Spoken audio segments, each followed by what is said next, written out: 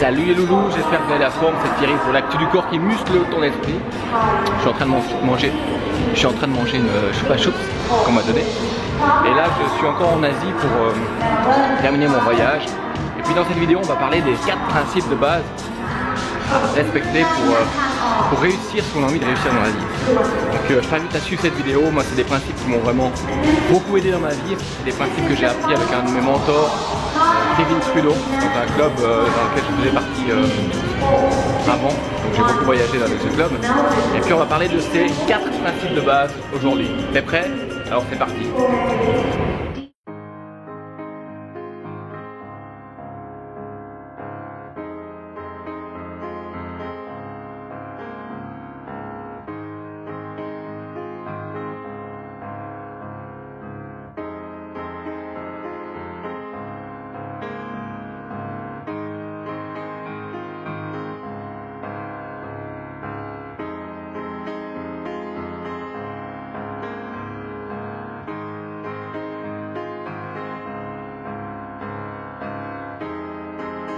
Voilà ce que ça donne quand tu croises une petite à la plage et que tu as bu trop de bière.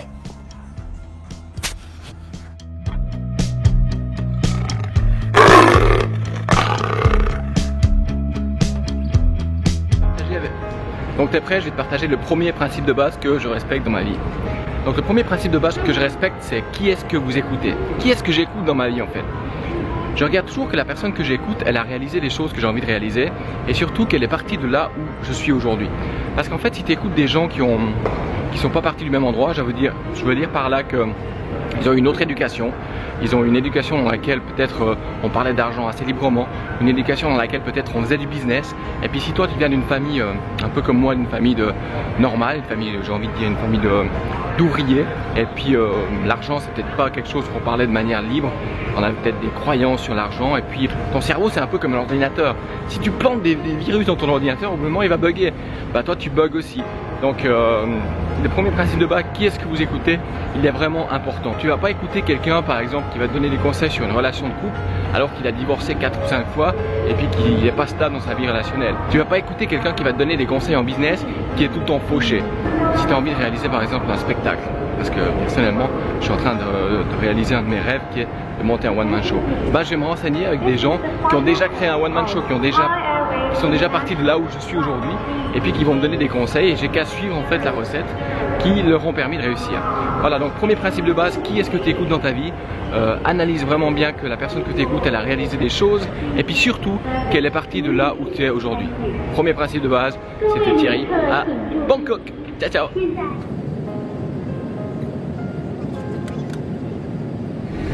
Alors voici le deuxième principe de base que je respecte dans ma vie, que je tourne dans les toilettes de Emirates Airlines, c'est le degré d'enseignabilité. Donc le degré d'enseignabilité, c'est quoi? C'est la capacité que tu as d'être enseignable, d'apprendre des nouvelles choses. On observe la plupart du temps chez les gens, des gens qui sont très enseignables et d'autres qui ne sont pas du tout enseignables. Donc quand tu réponds à une question par « je sais », tu coupes complètement ton degré d'enseignabilité. C'est-à-dire que tu n'es plus du tout enseignable, tu n'es pas capable d'apprendre des nouvelles choses. Et moi, dans mon business de personal trainer, j'observe des fois des gens qui sont des personal trainers qui sont enseignables et d'autres qui ne sont pas du tout enseignables. Dans la clientèle, c'est la même chose. Tu as des gens qui sont enseignables, des gens par exemple qui veulent perdre du poids, qui sont enseignables, qui sont capables d'apprendre des nouvelles choses, et d'autres qui ne sont pas capables d'apprendre des nouvelles choses.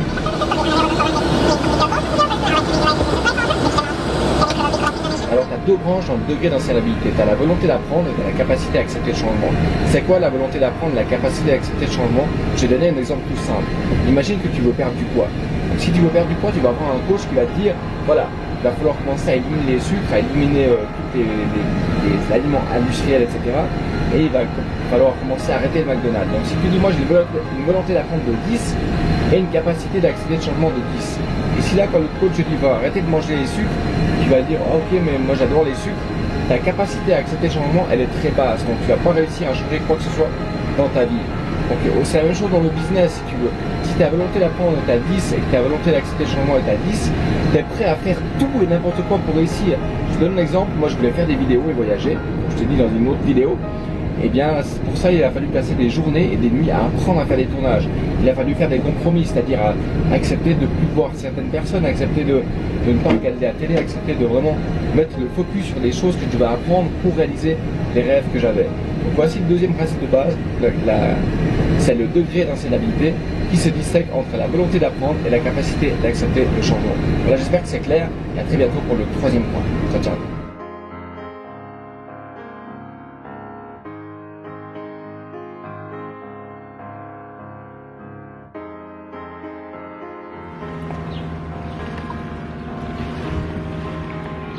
Salut les loulous, donc on a parlé hier dans l'avion du deuxième principe que je suivais dans ma vie, c'était le degré d'enseignabilité. Donc vous avez compris en fait que si vous n'êtes pas enseignable, si vous pensez que vous savez tout, eh bien il n'y a pas d'informations nouvelles qui peuvent rentrer dans votre cerveau et vous n'allez pas être en croissance. Si tu veux, tu vas pas continuer à croître, tu vas pas continuer à grandir et tu vas stagner pendant un certain temps dans ta vie. Donc le degré d'enseignabilité, on avait vu que c'était divisé en deux branches, hein. C'est ta volonté d'apprendre et ta capacité à accepter le changement. C'est-à-dire que si tu veux perdre du poids, puis ton coach te dit voilà, pour perdre du poids, combien tu estimes ta volonté d'apprendre entre 1 et 10, tu lui dis 10. Et combien tu estimes ta capacité d'accepter le changement, tu lui dis 10. Puis là le coach te dit voilà, il faut commencer à manger des légumes. Et là tu dis oh, j'aime pas les légumes. Ta volonté d'accepter le changement, elle est très basse, donc tu vas pas réussir à pouvoir réussir ton objectif. Ensuite, on va parler du troisième principe de base. Le troisième principe de base, c'est assez simple en fait. C'est la balance de l'équilibre du travail. Donc la balance de l'équilibre du travail, c'est quoi? C'est ta capacité en fait à penser à ce que tu veux réaliser dans la vie et ta capacité à prendre action, à passer à l'action si tu veux. Donc ça c'est mon mantra, c'est passer à l'action. Donc la balance de l'équilibre du travail, c'est simplement 80% pensée et 20% action. Et si tu regardes les gens en général dans la vie, ils sont toujours en train de travailler, de faire les mêmes choses au quotidien, encore et encore et encore. Donc ils n'ont pas le temps de penser à qu'est-ce qu'ils veulent vraiment réussir dans la vie, qu'est-ce qu'ils veulent vraiment réaliser. Donc là, il y a 80% du temps que tu dois penser à qu'est-ce que tu veux réaliser dans ta journée, qu'est-ce que tu veux réaliser dans ta vie, et après tu as 20% que tu dois passer à l'action, sinon il n'y a rien qui va se passer. Donc ça, c'est la balance de l'équilibre du travail, 80% pensée, 20% action. C'est le troisième principe de base.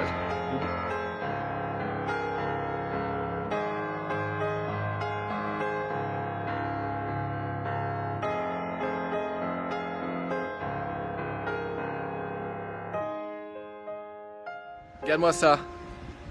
C'est de la neige, putain, c'est de la neige. Je préfère la plage.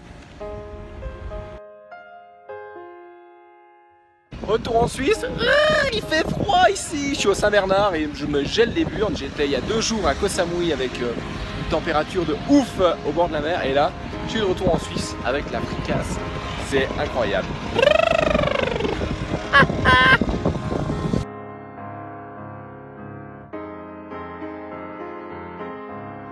Salut les loulous. Alors je vais continuer la vidéo du jour pour parler de l'enseignabilité. C'est un truc qui est super important en fait. Je vais donner un exemple en fait. Comme tu sais, j'adore lire, je lis des centaines de livres. Napoleon Hill, Esther et Jerry Hicks, etc. etc. Et j'ai également un mentor qui s'appelle Kevin Trudeau avec qui j'ai beaucoup appris. Et il nous parle de l'enseignabilité. Donc dans tous ces bouquins, dans tous ces mentors que tu peux écouter, on te dit de passer à l'action. Et des fois, je le dis aussi à mes clients, je le dis dans mes vidéos, passer à l'action, c'est mon mantra en fait. Et un exemple tout con, j'étais à Samui et j'ai vu dans la rue une fille juste magnifique, splendide. Et là, je me suis dit dans ma tête, je vais aller prendre une photo avec elle.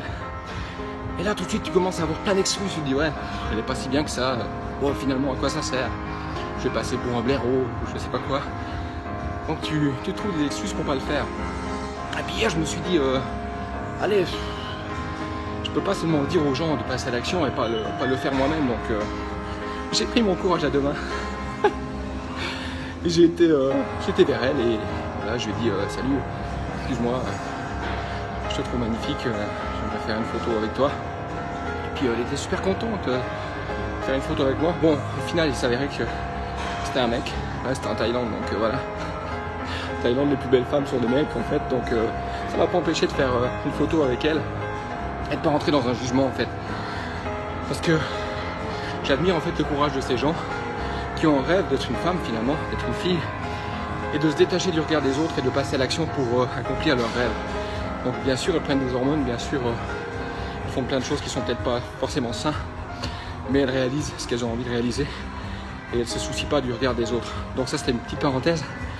Mais regarde, je te montre la photo, tu verras, elle est juste magnifique. Et puis voilà, c'était un petit plus la vidéo pour te dire que quand tu enseignes des choses aux autres, quand tu partages un peu ton expérience, bah, essaye de l'appliquer pour toi. Je dis pas que c'est facile tous les jours, je dis que des fois je trouve encore des excuses pour pas faire certaines choses. Je suis un ancien grand timide. Et puis aujourd'hui à 37 ans, bah, ça remonte des fois un peu à la surface. Donc voilà, je voulais partager ça avec vous. Et jusque là, pensez-y. Vous êtes des machines, vous êtes les meilleurs. Alors passez à l'action. Ciao, ciao.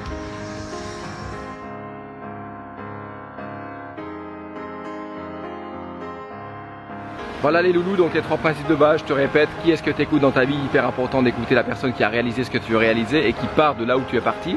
Le deuxième principe de base, c'est le degré d'ancienneté avec la capacité d'apprendre, la volonté d'apprendre et la capacité d'accepter le changement. Et le troisième principe de base, c'est la balance de l'équipe du travail, 80% pensée, 20% action. Pense à ce que tu veux réaliser dans ta vie, écris tes objectifs au quotidien sur une feuille et ensuite passe à l'action chaque jour un petit peu plus en avant vers tes rêves et tes objectifs. Voilà, c'était Thierry pour la chaîne du corps qui muscle l'esprit. Mets-moi un énorme pouce bleu, abonne-toi à la chaîne si ce n'est pas encore fait et laisse-moi des commentaires.